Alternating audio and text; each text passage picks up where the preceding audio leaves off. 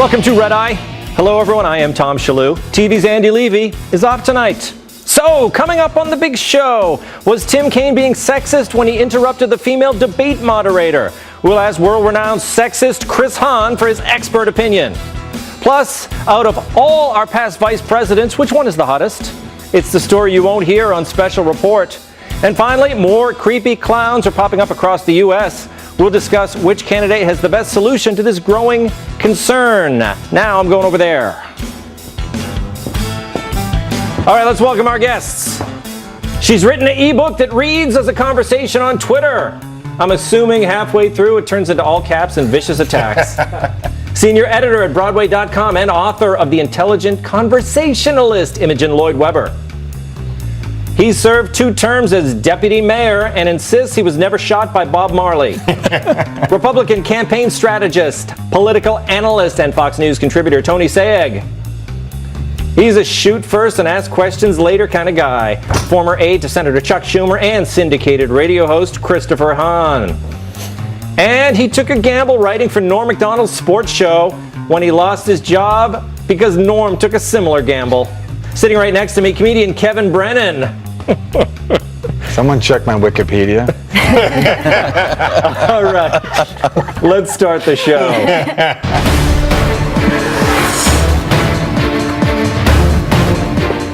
Hillary Clinton has a new, powerful weapon for getting millennial votes. It could decisively swing the election in her favor. This weapon has been a closely guarded secret, but now her campaign is letting it loose. Look at this dramatic announcement. Release the Kraken.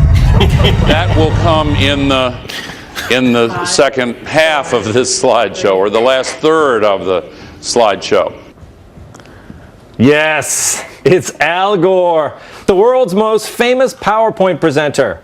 Andrea Mitchell broke the blockbuster news. Now there is a report that he will be campaigning. I was told that it is not a done deal, that they don't want to announce it tonight, but that they are very close to announcing that Al Gore will be helping Hillary Clinton try to win over those millennials. Al Gore isn't the only thrilling addition to upcoming Clinton rallies. Any young person in attendance will receive a limited edition I'm With Her slap bracelet, a cassette single of Louis Vega's Mambo No. 5, and 5 free hours of America Online. This is fantastic. Oh, I got you on that one, Brennan? Because I still have AOL. Because the girls love it. LOL. Imogen, look, you're British, but do you guys know nobody over here likes Al Gore? So here's the thing, I share a birthday with Al Gore and Ewan McGregor. We all have the same birthday, March the 31st. And I think we all sort of have we've slightly failed as human beings. That's what we have in common. So I have an affinity with Al Gore. No. This is a stupid idea, but I've got a conspiracy theory about it. Yeah. Bill Clinton came up with the idea, because I don't think he actually wants his wife to be president. He was dissing Obamacare this week. Silly mistake. And I think he came up with this one. I mean, millennials, Al Gore, will millennials know who Al Gore is? That's the thing. Tony, what is this? The way they released this announcement was that he was, he's going to appeal to these young voters. Why? Why Al Gore? So a 70-year-old anchor woman said a 70-year-old woman running for president is going to have a 70-year-old former vice president reach out to young people. That really doesn't strike me as brilliant. And if you want my honest opinion, as a child of the 90s, bring the Gore daughters. They were pretty cool then. They're pretty good looking. I think that's probably the more smart sexist. The more smart Gore thing to do. Wait, it's true. I mean, I think I'm right, though. His daughters would look. Chris Hahn, what is the reason? Tell me. Look, honestly, it's not about millennials. Okay, that's not why he's going out there. There is a certain segment of the green population, the environmental type voters, who he's going to appeal to. They recognize him as an expert on the subject. He's going to go out there and say why she's going to be better for the environment. It has nothing to do with millennials. Is he going to fly with this big Learjet? Millennials don't know who he is. They don't care who he is. He's going to reach out to the Green Party voters. He's going to take about 1% from Jill Stein. That's all she needs. But why are they saying millennials? I think it's because he's environment, like he said, and he hasn't worked in 15 years, and millennials can relate to that. Exactly. They're all out of work, right? He probably lives with his mom. Yeah. Al Gore. Well, he does. He has that palatial home that he's burning fossil fuels to keep that home of his. He did sell a lot of stuff and make a lot of money. Yeah, he did. He sold a network. He sold the network. He has a pretty big carbon footprint. He does, and he's made tons tons of money off this environmental stuff, hasn't he? Yeah. Yeah. And he's invested in small business. I mean, he's a big fan of massage parlors. We learned a lot about that a few years ago. I think it's good that he's a fan of that. Is that now a bad thing? I'm not. That's what you were saying before. I have other things. Kevin, you don't see that? You don't see that as a slam against Al Gore that he's fond Massage of? parlors? Yeah. I thought we had an understanding. White gentlemen had an understanding. But wait a minute. After a long day at work. You know, as we discuss Al Gore, I'm thinking, Imogen, you know, when kids were little tiny kids, they watched that documentary of his. What was that called? The Inconvenient Truth, right? They used to force first graders to watch this. Maybe that's the idea, that now they're grown older and they look at him the way I looked at Mr. Rogers as a kid. No, they were watching Sesame Street and Miss Piggy and Muppets, quite frankly. And Clinton's already brought up Miss Piggy. That's already worked very well for her. This is just this is about the green vote. The millennial thing, I'm not quite sure what Andrea Mitchell was saying. Where were you growing up that you were forced to watch The Inconvenient Truth? No, kids were. I know. When that documentary came out, we were covering it. We were talking about it on shows like this, that they force-fed that to kids Maybe all over somewhere the on the Upper West Side of Manhattan they were forced to watch that, but nowhere else. In the very left-wing education establishment, the teachers were making. Tony, am I right? They were making. You're right. I love how Hahn is pleading ignorance here, as if we haven't had liberal mainstream propaganda forced down our throats in schools. Sure that some. I think Chuck Schumer did. I'm sure some substitute teacher somewhere in the country said, "Okay, kids, we're going to watch a movie today," and that was blown out of proportion by some right-wing conspiracy theorist like Donald Trump. That this is something that all kids must do. He would not dare refute my theory if Andy were here, because he would check him half. Okay, moving on to the vice presidential debate. How did Hillary's running mate Tim Kaine do? Well, I'm afraid he got low marks from Trump's campaign manager Kellyanne Conway. The interruption and, frankly, the ignoring of the female moderator was really a low point throughout the debate. Wait, are you suggesting that was sexist? Well, I love using that word because it's the word that the left and the Democrats and Hillary Clinton's folks love to employ against everyone who doesn't support her. If you don't support Hillary Clinton, you're a sexist. So why in the world was her running mate interrupting and ignoring the female moderator, Asian American female moderator, by the way, completely? It was almost like it was his strategy. It was almost like he didn't hear her. Yeah. Kaine's sexism was on full display, except for this one moment. And that's what I bring to the ticket. That experience, having served at all levels of government. But my primary role is to be Hillary Clinton's right-hand person. Right-hand person. Did anyone on Twitter pick up on that one? Yes. One woman, clearly a Tim Kainiac, wrote, "Words matter. Right-hand person, not right-hand man. Oh, Tim Kaine, you have no idea how meaningful that is to women leaders." Someone else added, "Tim Kaine is already sounding very woke." Others weren't as impressed. Jim Garrity tweeted, "Hillary Clinton's right-hand person? Come on, man." Yeah. I went to college with Jim Garrity, by the way. Oh, you did? He is a yeah, come on, guy, man. Funny guy. The Truth Monkey noted, right-hand person, not even Kaine thinks he's a man. The Truth Monkey makes a good point. Tony, let's go to Kellyanne Conway. This is very clever. She's using a lot of the Democrats' tactics against them, huh? He was very sexist, wasn't he? Look, let's give Tim Kaine a break. He was emasculated last night by Governor Pence. I mean, it's probably the worst debate performance in modern vice presidential history, to the effect that even matters. But to the effect that even matters. But I will say this. I will say that I was 9 years old, I believe. I will say this. Kellyanne nails something that I love to call political jujitsu, where you use your opponent's weight, their strength, against them. Democrats, with the exception of my dear friend Chris, of course, always claim sexism, racism, Islamophobism, whatever it is. He does that. Every time. Well, he's smart enough not to do it to me. Let's see if I'm corrected. Every single time something happens between a Republican man and perhaps a liberal or Democrat woman. So she is also using another thing that I thought was very actually effective. He wasn't hearing her.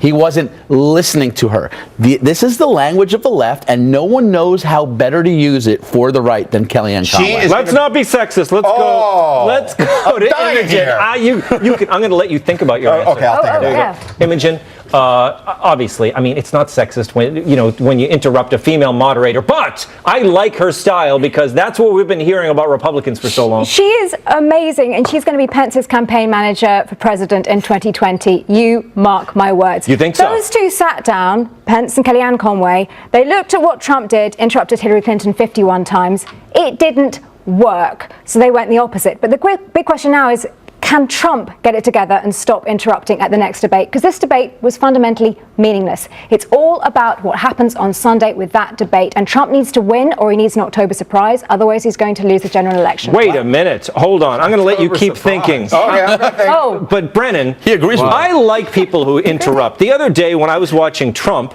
I liked that he was kind of being forceful. But I guess what? Am I alone in this? No, it's you can't. Women want to be equal, but they want to be treated like ladies. So, right? So Tim Kaine, I guess, was rude to her because if it was a male moderator, nobody would care. But since it's a woman, and then plus, I think he asked for a menu at some point from her. Right? That was going too far, wasn't it? No, because she was Asian. I think he thought she was Chinese, but she's Filipino. I researched it, and okay. But that's too much. What's wrong with All right, so look, Kellyanne Conway could fill any seat on this platform. She's so flexible. She is absolutely a comedian. I can't wait till she's no longer on this campaign. She's one of the best pundits in the game. So get ready. She's going to be a great guest on Red Eye probably in about 6 weeks. Yeah. Is that sexist saying that she's flexible? Was that a diss? I'm just not clear about that. No. I truly respect Kellyanne Conway. I do, but she is not winning. This is not a winning campaign. Anybody who watched that debate last night saw what Pence was doing. He was running away from his candidate. He was positioning himself for 20. We've heard this all day. Come on, but it's true. You heard it because it's true. But look, these campaigns are about tied right now. After all this summer about people attacking Trump, he's racist, he's this, he's that, and he's tied. To me, well, that says really something tied, but listen. Bird Fox, he's tied. But listen, let me say this. No, let me say this. Just say jump ball. The funny thing about Trump is his numbers go up when he shuts up. So why don't he just shut up and stop tweeting for a week and he'll be tied again? Yeah. He was tied before the first debate. So you know what I mean? Like the more yappity he is, his numbers go down. Well, then, so I don't know if you have his number, but somebody should tell him. Shut up. Tim Kaine, you know what? I'm hearing Tim Kaine has an excuse for why he was interrupting so much. Let's see. I gotta admit, I am Irish.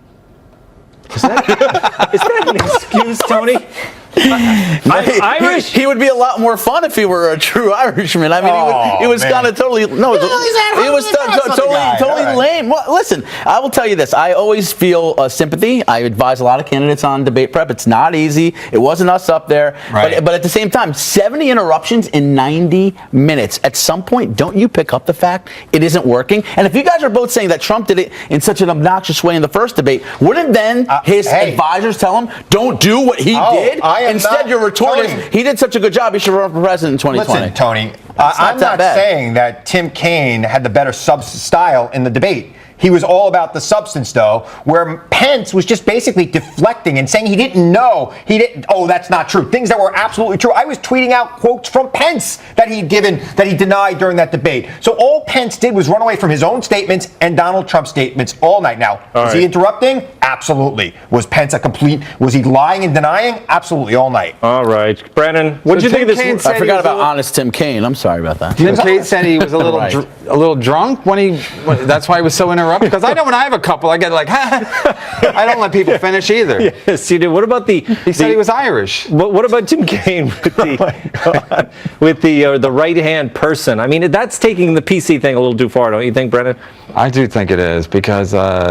I mean, is he the Gal Friday, or you know what I mean? Like where do you draw the line? And why can't that makes me not want to vote for him. I mean, she's a woman president, but she can have a right-hand man, can't she? We don't have to deny that he has a gender. The only people who heard that are people who that absolutely matters to, and people who that absolutely matters to have already made up their mind who they're voting for. I agree with that. I just think it's a little bit pandering with the right-hand person stuff. We all know it's a right-hand. Come on, everybody panders. Not me. I think it's embarrassing. Apparently, you don't think Trump panders, so not everybody panders. Okay, next story. Earlier in this week, just in time for the debate, BuzzFeed ranked all 47 vice presidents in order of hotness. Yes, from the journalists who gave you 31 senior cats who are just as sweet as any kitten, and 33 candles you need to smell before you die, comes a listicle for real history fans. Let's get to it. At number 47, last on the list, is John Calhoun, whose portrait can be seen haunting the halls of Hogwarts. Also deemed among the least attractive, Dick Cheney, who I think's a looker, and Henry Wilson, and George Clinton. Which I think he looks great. When was he vice president? I'm not sure. Mike Baker's better dressed and better coiffed doppelganger, William Wheeler, is ranked 22nd. That's a little inside joke with Mike Baker. And George H.W. Bush came in at a respectable 13. That's his best picture? I suggested that picture. I thought it's pretty macho. Among the top 10, Spiro Sexface Agnew, young Richard Nixon, Nelson Rockefeller, Joe Biden, Dan Quayle, and Schuyler Colfax. And at number 1, yes, the millennial whisperer himself, Al Gore, whom BuzzFeed described as fresh-faced, handsome, and eco-friendly. So, who's the most fetching among the current VP candidates? I'd have to say Mike Pence. Just look at how dashing he was in his younger years. It's not even him, is it? I thought you'd recognize him. I was like, wow, he looks a lot like Tom Cotter. I never thought was good looking anyway. Real hair or no hair? He's a handsome looking guy. Okay, what do you think? Hottest vice presidents? Was this accurate? Well, Hahn? I'm happy that Elbridge Gerry came in number 2. I'm married to his great-great-great-great-great-granddaughter. I'm very excited to see my daughter's great-great-great-great-great-great-grandfather being among the hottest vice presidents. And you called him Eldridge Gerry, it is? It is Gerry. Oh, and so why? But isn't gerrymandering? It's gerrymandering, and everybody gets it wrong but me because I'm married to a Gerry who kind of reminds me all the time. Wow, this is... Yeah, and that's something you're proud of, obviously, as a legacy. Hey, look, that's why I shaved. I actually think that was today. Yeah, it's like this from 1776 till now. I married the only Mayflower kid who had no money. You always learn something from Chris Hahn on the show. I think that's valuable. It's gerrymandering. Okay, Tony, what do you think? Hottest vice president? Well, again, I will go back to the masseuse who accused Al Gore of sexual assault, who called him a crazed sex poodle in her complaint. So obviously, being a crazed sex poodle makes you the best-looking vice president in American history. I mean, I have a lot to be proud of him. But when he was younger, I believe he was at Harvard, and didn't they base Love Story on his dormitory or something like that? Well, I don't think it was him. Let's put it that way. He claims he was the inspiration for and he claims he invented the internet, too. So let's remember Tony, that. wouldn't you like it if somebody called you a crazed sex poodle? It depends who called me one, dude. I don't like it if you call me one. Imogen, the crazed sex we're talking about a bunch of men here, a bunch of white men.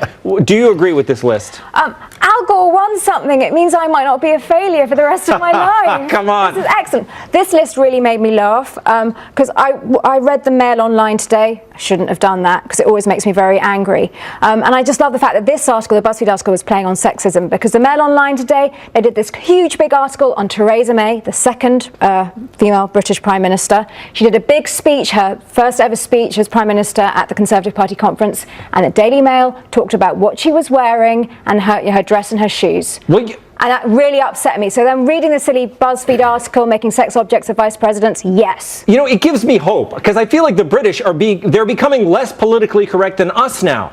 It's the Mail online.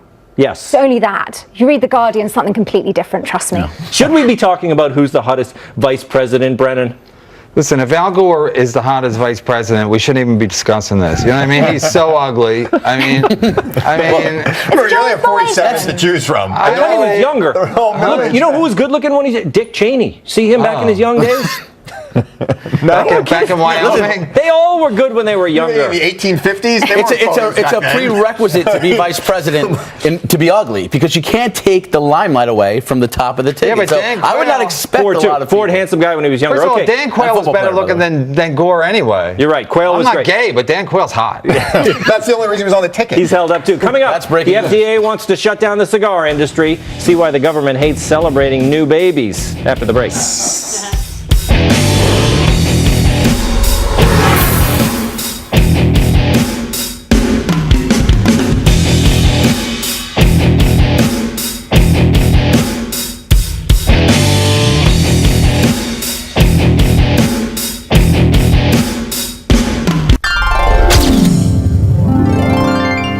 The federal government is going after cigar manufacturers. It's about time somebody regulated tobacco, right?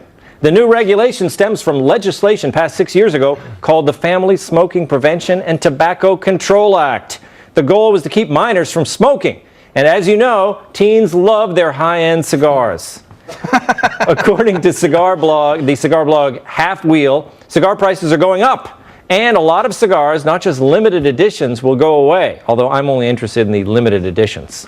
The blog explains there are 4 main added costs associated with FDA regulation: testing administrative costs, user fees, warning labels, and packaging changes. What would this all cost? A lot, of course, but the companies will just pass the costs on to consumers, as they always do. But the real question isn't cost, but benefit. Who is going to benefit from regulating cigars? Just bureaucrats. And who gets hurt? Innocent celebrity impersonators. Like this man. He has to buy his cigars one corporate gig at a time. Tony, I bet you smoke cigars, do you? I did as a 18-year-old, so I think this was actually targeted toward me. Yes. Although I will say the data substantiates that not a lot of minors or young people are actually affording cigars and buying cigars and smoking them. There's vaping, they're smoking cigarettes. But this story does kind of make me sad because it's not just what I hate a lot, government overreach and excess burdensome taxes. It's on products I buy. So this is really bad for me. Definitely. Hahn, bad day. You've been in many smoke-filled rooms. Tell me, now this is the one area, you guys are pretty weak on this. You're an over-regulating party, yes or no? Look, tobacco products kill people. And people need to know that they kill people. And the people who are selling that are you breaking news tonight? No one knows. But people who sell products that kill need to have a little regulation thrown on them, and those products need to cost more. And that's the end of it. They do. That's just the way it is. But cigarettes, we've got skull and crossbones on the pack now. Doesn't matter. Everywhere you go, there's big signs that, you can't smoke it's heavily regulated. And cigars don't kill people, do they? Sure they do. Yeah. Come on. Who is dying I don't want to sound like an elitist, but I was playing golf yesterday, and the guy I was playing with was smoking a cigar the whole time, and I was just breathing in that secondhand smoke. And I was like, God, somebody needs to do something. Even now, there ought to be a law, is what I said. What are you playing miniature golf? How do you breathe in? My grandpa died from smoking cigars, so yes, they do kill people. Absolutely. At what age, though? Wait a minute. How am I supposed to argue with that? Exactly. I can't. I think I just lost an argument. You did. You did, absolutely. The smoking kills just 500,000 Americans a year. That costs America in terms of healthcare. Right. So yes, of course you need regulation. It's costing Americans. But does it really cost in healthcare? I mean, Yes, of course it does. Yes. Medicare, Medicaid. Who do you think pays for it? if you're taking government assistance in your health if you're not, care, sure. it costs us all. If you have private insurance, it's going to cost you because your insurance rates are going to be higher. Well, you pay more, but you pay more if you smoke. It's all part of the process. It costs Absolutely. everyone. You pay more if you smoke or do anything healthy. Most of the costs are toward the end of life. And tobacco users, they're not around. They've died, right? So maybe they're saving us a couple bucks. Well, I'm not kidding. I'm just talking raw numbers. They tend to die slow, painful deaths in U.S. hospitals. As it should be.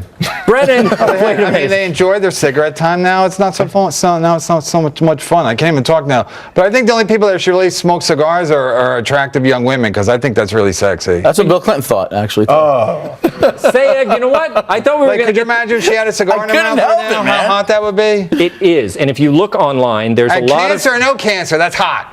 It's very fashionable. But what I'm saying is, where do you stop the regulation? We live in a free country, right? Correct. Isn't that why you love this country, Imogen? Freedom? Well, I do love freedom, but this is ridiculous when you've got 500,000 deaths a year that's costing people. I want the freedom as paying health insurance and paying your guys Medicare and Medicaid because I pay taxes. I want the freedom not to pay for somebody's death through smoking. I understand that there's certainly sensitivity to deaths that come from tobacco, but what's your argument that we should just eliminate tobacco products because they kill people? I think she just wants more higher taxes. We got to go. We got to go, but a great discussion. Coming up, don't send in the clowns. See why the biggest threat to our nation might be hiding right under our red noses.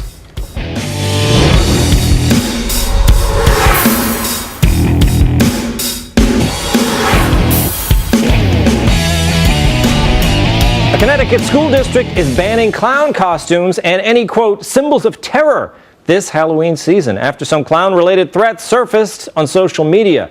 New Haven police are investigating an Instagram account that posted 4 photos of creepy clowns with captions telling several area schools to watch out and wait and see.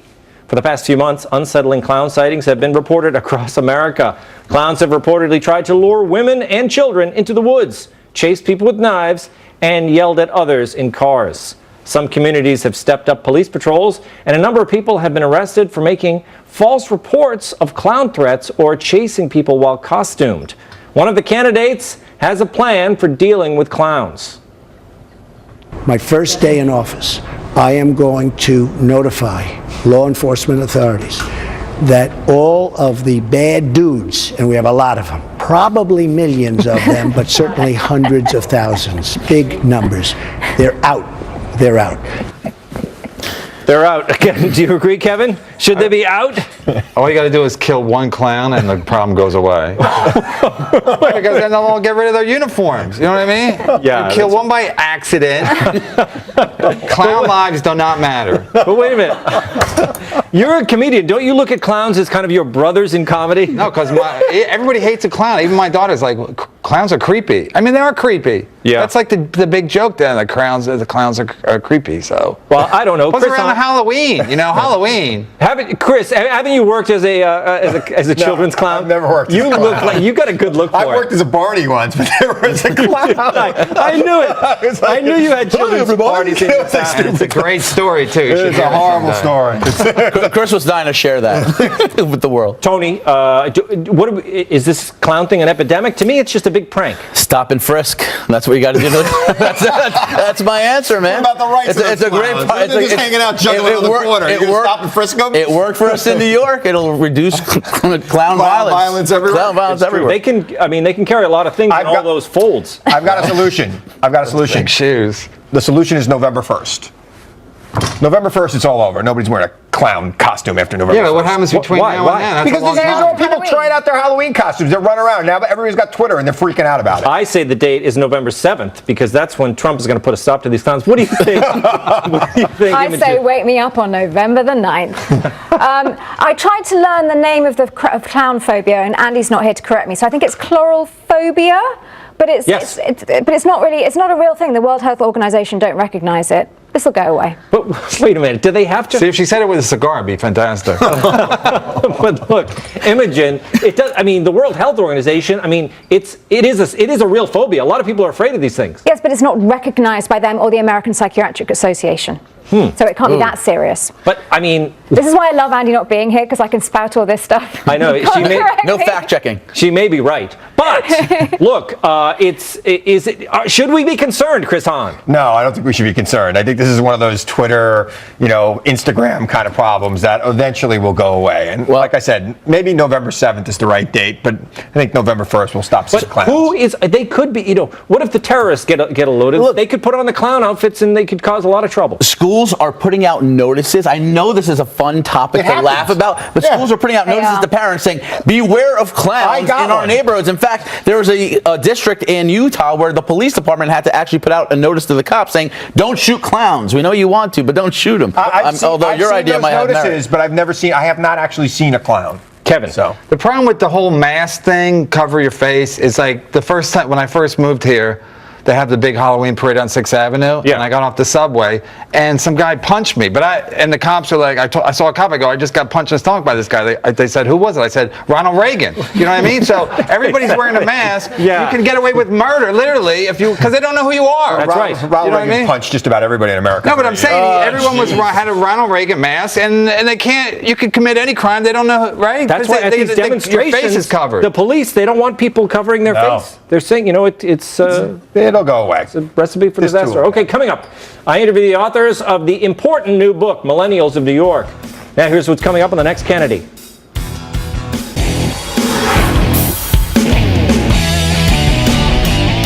How do you define a generation? You get out on the streets and you speak with them, you photograph them, and you tell their stories.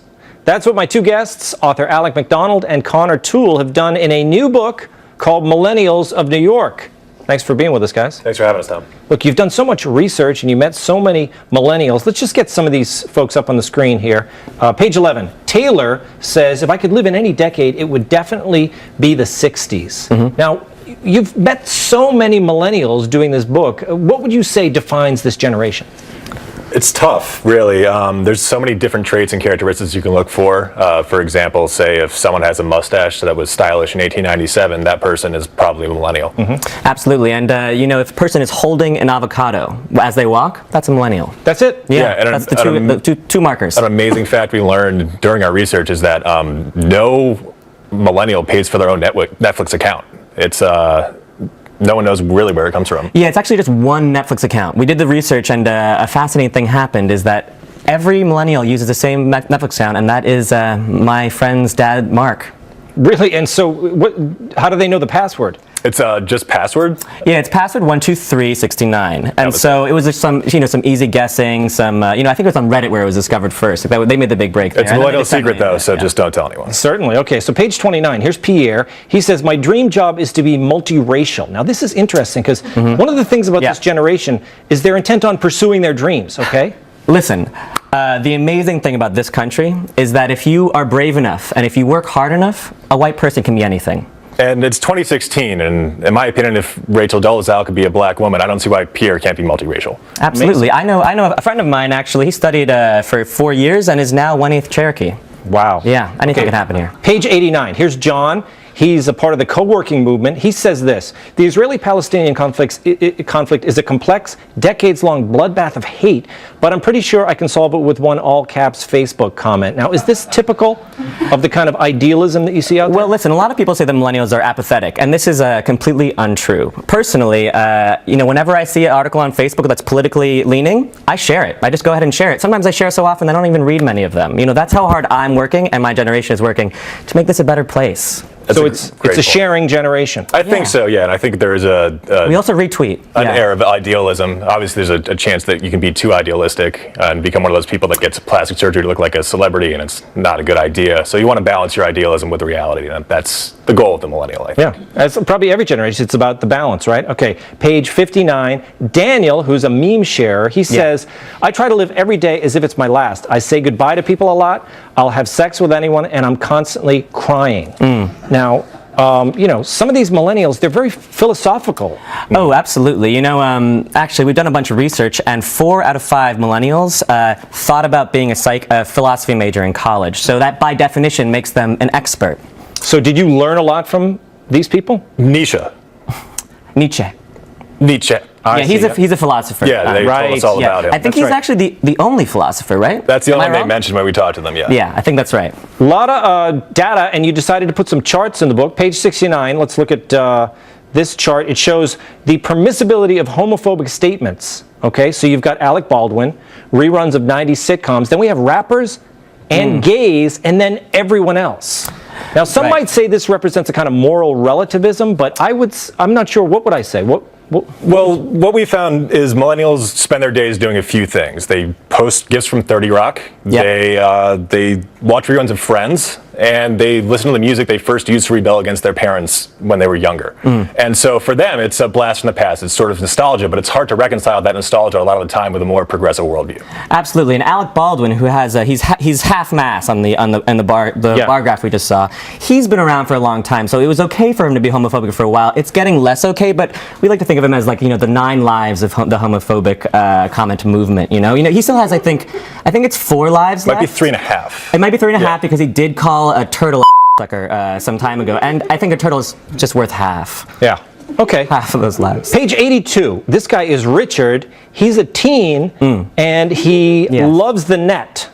He loves the net. Yeah, he loves it a lot. Actually, Richard, I personally studied him closely for this book for 27 years straight. He's my father. He's also a teen. But he's a millennial where it counts, and where it counts is social media. He makes the best memes. Extremely good memes. I wondered. I wasn't sure if he was a teen or not. He did seem a little bit older. Okay, page 70. This is Brett. He says, being stylish isn't easy. 1 month I spent so much on mustache wax and pomade that I could barely afford to buy ketamine. Right, Okay, it's a now terrible story. Terrible. he's a drug dealer. Okay. Yes. So would you say millennials are being forced to make these kind of tough economic choices? Oh, absolutely, yeah. In our experience, we saw so many millennials that have to make sacrifices on a daily basis just to get by. It's tragic. I mean, and also looking good is really hard. You know, he has to buy those products. You know, fashions are changing constantly. I don't even know if I should button this top button here. And what am I going to do if like it changes too quickly? Is it good? It's terrifying, and that's not the only thing. It's not just those choices. It's also economic. So, for example, there's some people that pay money for a Hulu account, but still have to watch ads with it, or alternate craft beer with Miller High Life when they go out to a bar because they can't afford craft beer the entire time. It's just not fair. It's tragic. So we got to go. But just lastly, would you say this book is only for millennials or for everybody? I think it's for everyone, so you can get an understanding of this generation and what really drives them. Yeah, we really wanted to give a full picture on like the whole entire generation for all ages to peruse and dissect. Thanks, guys. Alec and Connor, thanks for being here. It's an exciting book, and it's on sale now. Coming up, ISIS bans cat sex indoors. Man, where is Andy Levy when you need him?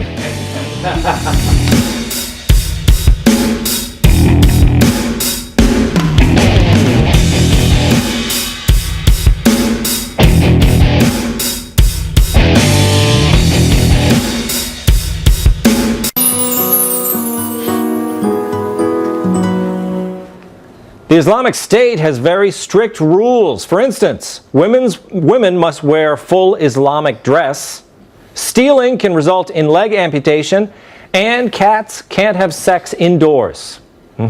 That last one is new. Senior ISIS clerics recently issued a fatwa banning the indoor breeding of cats, saying it doesn't comply with the jihadists' quote, vision, ideology, and beliefs.